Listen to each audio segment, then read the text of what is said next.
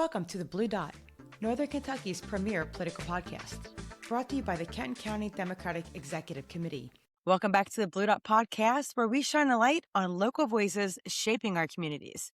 And if you're a regular listener, you know that we've been talking about the upcoming 2026 election and the people who want to represent you. And we're going to continue doing that today. Thanks so much for joining. I'm Natalie MacDonald. And I'm Brian Koehl. That's right, Natalie. 2026 is here, and we are excited to have so many candidates running all across the state. Joining us today is Nicholas McHargue, a candidate for Kentucky House District 64. Thank you for joining us, Nick. Hey, how's it going, guys? Thank you so much for having me. I'm glad to be on the Blue Dot. Thank you. Yes, and you are our first repeat guest because you were here with the Young Dems. Yeah, That's it was. right. I think we were in like the first 5 episodes. Me and Taisha showed up with the Young Dems. That was a good That's time. right. We were kicking off that we were coming back, and we did so many fun things last year. Thank you for bringing that up. Yes, absolutely. It's great to have you back. Thank you. As I said, you are the vice president of the Kenton County Young Dems, a lifelong Kentucky resident, and someone who really wants to give a voice to those in your community. So let's start out and talk a little bit about you. Tell us about yourself and your background so everybody can get to know you a little better. Thank you so much for having me. Honestly, the best way to describe me is I'm just a neighbor who decided to step up. I've lived here my whole life. I graduated from Boone County. I worked at the Florence Mall. I mean, my first job was at Turfway Park, mucking stalls, you know? Like I live and breathe Northern Kentucky. I love this place. I just celebrated my 1-year anniversary with my wife on October 30th. We bought our first home a couple months prior. It's a few streets away from where we rented for 5 or 6 years. I love Covington. It's fantastic. But what's really shaped my perspective is what's happening right now. My wife and I will sit at our dinner table, not just eating dinner, but looking over our bills. And I feel the squeeze from every single direction. It's every single company, every single corporation. They're just trying to siphon every last cent out of you, and it's making it impossible for a regular person to just be able to live. I'm running because I believe that we should have a seat at the table for what we paid for, and I want to restore that power to citizens. Yeah, well, we wanted to talk about your issues, and it sounds like affordability then is like one of your top ones. What are some of your top priorities that you want to focus on if you are elected to the Kentucky House? And what experiences have shaped your perspective on these issues that you face in your district? I'd like to say, when it comes to experiences, I'm just a 28-year-old guy. I've ran businesses around Northern Kentucky. I've been around the people that live here. I used to work at Kroger where all the workers are in a union and they're empowered over it. They make more money because of it. They have better benefits through the UFCW. For going to Frankfort, I have what I call the community Common Core. And I believe that we should be benefiting from personal power plants. We should turn people's houses into their own infrastructure. People should be able to generate their own power, to be able to sell it to the city that's struggling to be able to produce it, or be able to make their own extra money so they can afford a little extra. I also believe we should create the Office of Civilian Investment, which is where local citizens can invest into their communities through a tax levy that they can opt into. It's something they do in all sorts of states. And then that fund should be only in the community where the taxes are raised. So if I am in Taylor Mill, Ryland Heights, Independence, or Covington, wherever that money I invest into my community has helped to generate wealth and growth within our community, so we can help create a circulation of money here. Because I feel like a big issue is whichever we go and shop, the money is just siphoned out and sent somewhere else, I mean, we all shop at Kroger or Walmart to get our groceries, but that money doesn't stay in our communities. It leaves. A big part of helping us save money is I think that in the modern world, we need a modern utility network. I believe that water, shelter, and Wi-Fi are beneficial to be able to exist in 2026. I mean, you guys get it, Yeah, Wi-Fi is a core infrastructure anymore. I mean, there's just really, it's really true. It's a great point. One of the funniest things is when they were talking about the Build Back Better, they were talking about building broadband into people's houses and getting broadband everywhere else. And it's like, we're still working on old ideas. We need to make it to where, it's beneficial in a modern day. Yeah, and I've talked to you quite a lot, and I love the perspective you have about keeping in your community and being able to benefit and be able to build your own infrastructure around you. And I think that speaks a lot to like the importance of grassroots involvement, especially with local elections, because I feel like sometimes it flies under the radar. But really, this local perspective is more important than the national election. So do you see your district that way? And if so, how can you motivate people to get out? Because turnout is everything. And if Dems turn out in the 64th district, it's going to turn blue. I'm sure of it. A big part of getting people to just turn out, people just need to understand that we're all in this community. Something that I always say, I'm just your friendly neighbor. There's nothing special. There's nothing different. I have the same experience as you. I have the same life as you. My neighbor and I mean, we're from completely different areas of the state, but we still have the same exact type of upbringing. We are people that care about our family, our friends, and we just want life to be better for everyone. It shouldn't be impossible for us to just live here, you know? Yeah, I mean, your campaign focuses on the people of your district, and just as you just said, how close you are, you just want to be seen as a neighbor. You feel you're a neighbor, and neighbors help out neighbors. That's kind of how our community existence should be and should work. And you want to connect to them through porch-side politics, which Natalie told me about. You kind of want to do a campaign from the porch, which is very interesting, and be a man of the people, so to speak. So talk a little bit about that. And what does it mean to you? I mean, how do you make that a reality? I think it's really about kind of it's like a person-to-person trust that you're building there. So how do you go about that? I mean, when it comes to porch-side politics, that's such like a classical American idea. It used to be that when a politician was running for office, you would go to their house. I mean, in America, it was mainly you would go to their farm, or you would go to like their law office or their plantation, and you would see them. They would be on their front porch, and they would listen to anything a voter would say. I just feel like, especially when it comes to a lot of events people do, it just feels like the candidate's a little like taken away from people. You don't really get an opportunity to really engage. And with porch-side politics, we're going to launch my campaign from my front porch. Come and hang out with us. Every 2 weeks we'll be on a different porch within District 64, and I want you to come and hang out with us. I want you to join in the fun. I want you to know that this is a movement about each other. It's a movement about neighbors. There's nothing that puts me above anyone. There's nothing that puts anyone else below me. We're all people that just love and exist together. It seems like such a simple concept, right? But I feel like it's something that we're failing at in this country miserably. And maybe that's because of who's at the top and the culture that's being created right now in our country. What I love about that again is that, you talk about how your neighbor is very different from you. And we always like to ask each candidate how you plan to work across the aisle to make progress on the priorities. And I think obviously you're very committed to that just by reaching out into the community and doing the porch side politics. But I think you have a unique perspective on this because you were a former Trump supporter, right? In the 2016 campaign. I was. It was my first ever election, 2016. In fact, I had to make a deal when I signed up at 18 that they would register me to vote, but I wasn't allowed to be in the primary because the primary was 3 days before my birthday. So I could still sign up, but I was not allowed to be in the primary. But that's okay. And then that November, I walked into that voting booth the same as everybody else, and I just yearned for change. I've loved politics since I was a child. The first election I remember ever seeing was 2004. George Bush versus Kerry. It's the first election I remember sitting and being like, oh, okay, cool. We actually like choose our leader. That's so crazy. Like this guy's in charge and we decided it. That's crazy. And I've just loved it ever since. It got me super into history, and I wanted it to be different. It felt like nothing against any person that was running. It just felt like it was the same. It felt like I was told that this is who I should vote for. And Donald Trump gave the energy for this is someone from the outside. This is someone that wants it to be different. Didn't come to fruition. Didn't actually do any of that. He promised me so many changes. He promised that Mexico would pay for my wall and my taxes went up over it. Promised that healthcare would get better, and now we're told that it's fine the way it is. I mean, he said that he would make life more affordable, and now it's a Democrat scam.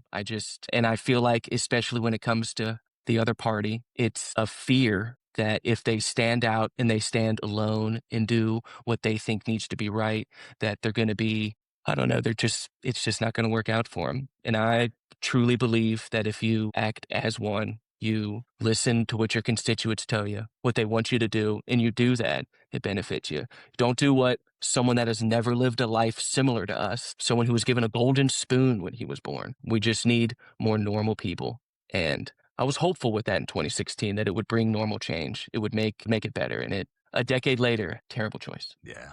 Yeah, it didn't work out. I can remember 2016. I can remember a lot of people that friends of mine who are, I would say, independents or kind of on the fence or maybe center Mhm. right, they were excited about Donald Trump because of his message and just as you said, a change agent. Let's throw this guy in here and see what happens. And unfortunately, we didn't learn from the first term and the second term where we're at today is a lawless administration, a criminal organization running our country. And I certainly don't blame anybody who voted for Donald Trump for that because I don't think anybody could foresee that, we would get to this point in American politics, but here we are. And I think that's the good side of that is it's inspired people such as yourself and all these other great candidates we've been interviewing to get fired up and say, you know what, I guess I need to be the one to step forward and help make the difference. And that's exciting and very gratifying to see, especially for an old guy like me to see the young guard coming up and saying, "Get out of the way, Grandpa. We're going to take this thing and run."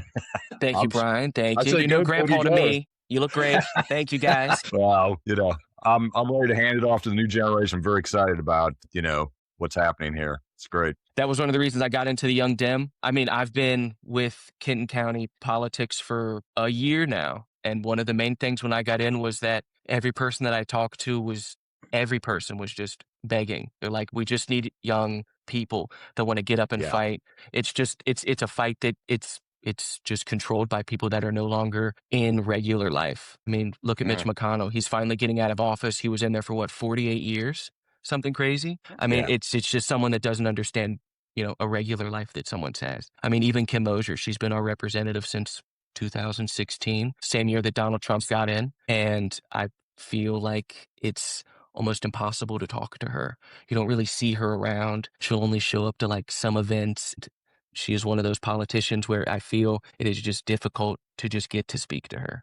And I feel like that is the young mentality in me is that we're all just living this life the same and we all just want everyone's life to be regular. Yeah, and I talk to people and I ask them, who's your representative? And a lot of people don't know who their representative is. And I think that goes to exactly what you just said. If you don't know who your representative is, they're not doing their job.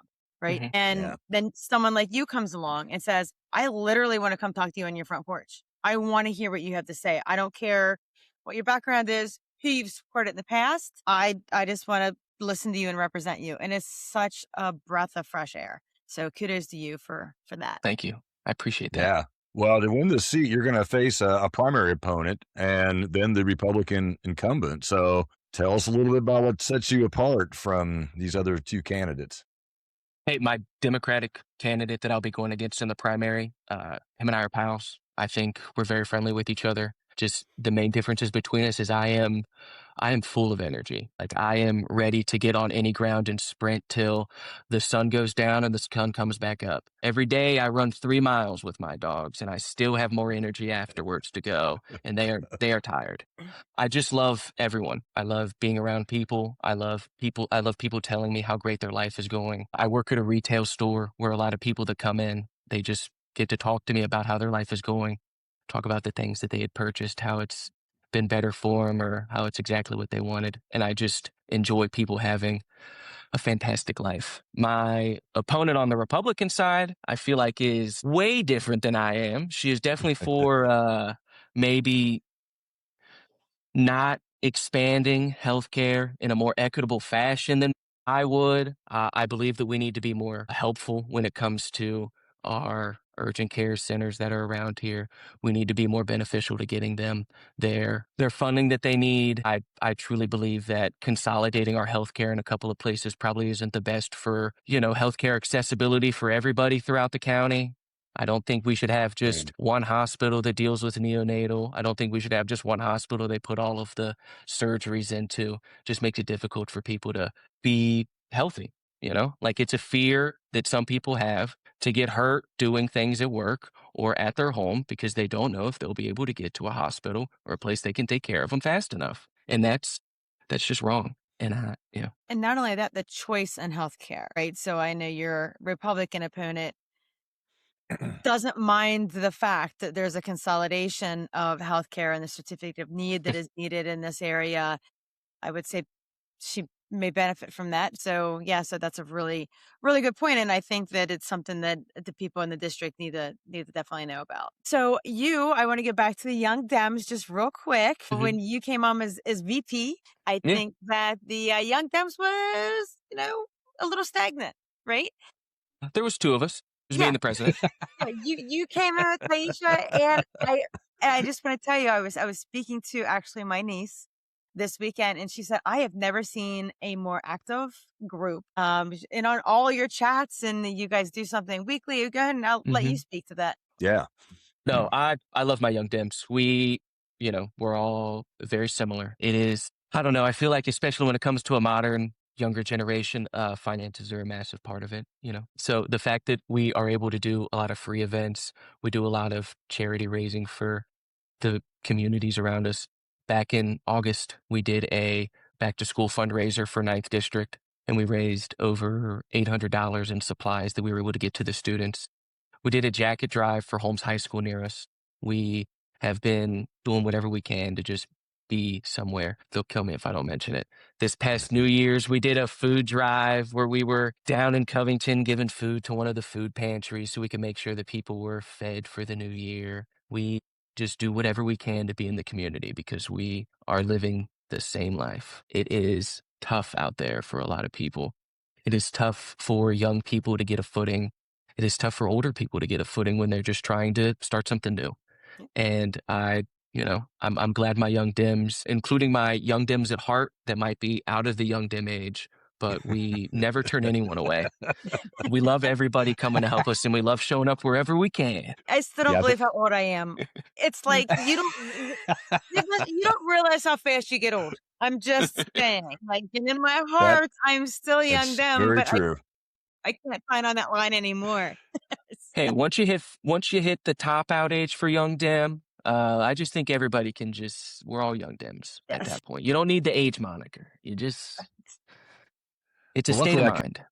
Luckily, I kind of feel that a lot of Democrats are somewhat young at heart. I mean, in terms of at least, the candidates we're talking to and the people we're speaking to share the same beliefs and concerns and values that we have. It's around, just as you mentioned, community activism and being involved and caring about your neighbor. And, again, another rather unforeseen but fortunate byproduct of where we're at today in our political world. We have a lot of people that are recognizing that void there and stepping in to fill it and starting to get in a renewed sense of, hey, we need to do this ourselves to take care of our neighbors because the government, at least as it stands right now, is not going to be there necessarily to do that for us. So it's a positive in a negative environment. So I'm glad to hear the Young Dems are, taking that and running with it. It's great. Just wherever we can show up in communities is where my Young Dems are always at. I mean, it was, to not sidestep, it was actually a conversation I had with Representative Matt Lehman over in Campbell County that made me want to run for office. He said there's just not enough voices to get the change that we need for people. And that hit home, that hits home for me because that's all that I've done ever since I've gotten into politics is just cared about everybody being able to just exist, I feel like people just struggle to be able to just exist in their own communities. And everything that's a part of my community Common Core is just making sure that people can exist and thrive within their own communities the way that you should be able to in the wealthiest and greatest nation on the planet. Absolutely. Yeah. Amen That's to right. that. Well, we got to hear a little bit about your platform. We got to hear a little bit about you. And we also like to do a little lightning round with all of our guests. You may or may not know this. I know you're a listener, so you probably know this. Lightning round. I might listen to every episode. It's fine. I love the lightning round. We love you, man. I appreciate you guys. I will say the Blue Dot is just a fantastic podcast to have in Kentucky to help us truly be able to know what's going on around the state. The fact that you guys talk to different Democratic Party groups that are in different counties is phenomenal. So I just thank you guys for doing this. It's the little podcast that did. Thank you guys. Thank you. Well, we appreciate that. We have a lot of fun doing it, though, I got to say. You can hear it. You can hear it. Thank you, guys. But that doesn't mean your questions are going to be any easier. I'm just, all right. I wouldn't expect it from you guys. All right, let's do your 5 fun facts here, Nicholas. All right, you mentioned you are a jogger. You're a runner. Every day. Where do you most enjoy going for a run with your pups? I've got 3 good spots I like to go around NKY. So I look at Holmes High School from my front porch. If I walk through Holmes High School, there is the Riverfront Trail, and I love running that with my dogs. It's very nice. It looks good. When it floods, it clears out all the debris, so it's always clean. It's I a didn't know great that was spot. there. I get to see like my community members there. It's a good biking trail as well. It's very wide. It's very taken care of. Thank you, Covington, for that. Nice. My second favorite place is the cemetery in Fort Mitchell, St. Oh, yeah. Mary's. They have a fantastic trail that's back there. It's very hilly. It's a good workout. My dogs and I can run through that 3 miles in like an hour and 20 minutes. So it's a good time. But if you want to go a little bit of a distance, there's a good spot called the Bender Trail Loop that's over right off of the... It's 50 West, right? I know where that's at. Yes, Bender. right on the west side of Cincinnati, close to Cleves. If you've gone to Right. Cleves, you've gone too far, though. Okay. And when you get to the top of that trail, you get a fantastic view of some Petersburg farms. It is phenomenal. And you get to see, and all the roofs are colored against the green background, and it's beautiful. It's a great site. Yeah, it's a hidden treasure. My wife and I discovered that a while back, looking for a different place to hike a couple years ago, and we're really surprised. Had no idea it was there. Good stuff. What is this? I didn't know that one ever by Holmes existed. So good to know. Thanks for sharing that. It's a good one. I think it's 3 miles all the way along the flood wall. Nice. All right. I have to sneak in a Star Wars question because you are a Star Wars savant. So I Thank can't you. let you go with that one. Thank you. If you could live on any, and I don't even know what an answer to this would be. If you could live on any Star Wars planet, Yeah. which would it be? If it's for vibes, I'd probably live on Naboo. Very, very close-knit type of community planet, right? Okay. But if I was to want to be a part of the center stage in Star Wars, especially politically, I would definitely want to live on Coruscant, the citywide planet, which is where the Jedi Temple is and where the Galactic Senate resides. So I can see you bouncing back and forth to each, right? Yeah, I'll get a nice spaceship. It'd be cool. Yeah. Get a little robot. Commute. Yeah. Yeah. All right. You mentioned your wife and you just shared your 1-year anniversary. Congratulations on that. Thank you. This might be hard, and I might even need to pull her in on it later to see if you were right on this. On a scale of 1 to 10, 10 being the best, 1 being the worst, how good of a driver would she rank you? A car. I think we're both fantastic drivers. Oh. So I'd say 10s. We're great. Actually, I'm gonna go back. She'd probably give me an 8. She'd say I'm a fantastic driver, but while I'm driving around, we'll be driving through Covington or on the highways. I'm like, do you see that building right there? Did you know that building was constructed in this time? What did you see this one? Look at the architecture of this building. This was constructed during this. Then she's like, great. Please don't wreck. Yes. Pay attention to the road. And I'm like, right. But did you see that car right there? That's a fantastic car. She's like, awesome. That's great. Thank you. That was such a good answer because you also gave her props on being a 10. Yeah. Well done. Yeah. She doesn't. Yeah. She Smart doesn't. man. She Smart doesn't man. sway from the road. She's good. Yeah. All right. If you could have one superpower, just one, what would it be? Super speed. Super So you can speed. be everywhere at once. No car needed. Be wherever you need. You want to go to the beach today? Beach day. Be in the snow? Snow day. It's a great time. I never even thought about super Good speed. answer. Like the Flash, right? The Flash is one of my favorite superheroes. So yeah. Yeah. Love Barry Allen. When I was a youngster, I would read the original comics, the DC comics, and the Flash was always one of my favorites. Hey, Cincinnati's very important to DC Comics. The Justice League, they're building the Hall of Justice is based after Cincinnati Children's Museum. Which I think think is I one of knew the that. coolest buildings in the city. It's Yeah. awesome. Love it. All right. Now this one can be fun. You were all of us on this call. Everybody at the Blue Dot and almost everyone who we've interviewed are animal lovers. They're good You have people. 2 pets. You got dogs, cats, snakes. Mm-hmm. If your pets could describe you in one word, what would it be? Or if one of your pets, you could pick a pet. One word, what would it be? I think they would all give me the same one word. Dad. Oh. Every day. Every day I get up, it's got to make sure that I make their breakfast every morning. We use a slow cooker to make sure that we get these beef broth, bone marrow soups that we drench Ooh. their food in every day. Every time I come home, they're very excited to get their run on. So I think the one word would just be dad. Very Gosh, cool. I kind of want to be one of your pets. That sounds like a pretty good life. It sounded pretty sweet. It's a good time, Brian. I'll bring you some beef broth soup. It's okay. Yeah, sounds good. Good stuff. Well, Nick, thanks a lot for sharing your story and your vision and some good laughs. And where can our listeners learn more about your campaign and get involved? Thank you so much. You can find me on Facebook at Nick for 64, or you can go to my website, 64nick.com. You can find all my events on Facebook is where we'll have the addresses of whatever front porch we'll be at the time. We plan on doing some 5K runs when it gets a little warmer, so we can make sure that, I don't just care about you. I care about your health. I care about your family. I care about you having a good time. Not everybody wants to go and sit in a sweaty building and listen to me talk. They want to see me beat them in a race. It'd be great. Right. Sounds like a challenge. But once again, thank you guys so much for having me. This was phenomenal. I love the Blue Dot. It's one of my favorite podcasts. I listen to it every week. So thank you guys. Thank you so much. Thank you. Thank you for all you do. Thanks for running, and come back. I will. Thank you. Take care. Awesome. And that's it for this candidate interview. And be sure to subscribe to our YouTube channel so you don't miss any of our upcoming podcasts or exclusive material. And don't forget, you can join the conversation at our Facebook and Instagram pages or at bluedotpodcast.com. Until next time, stay curious, keep the facts in focus, and never stop fighting for what matters. Peace out, everybody.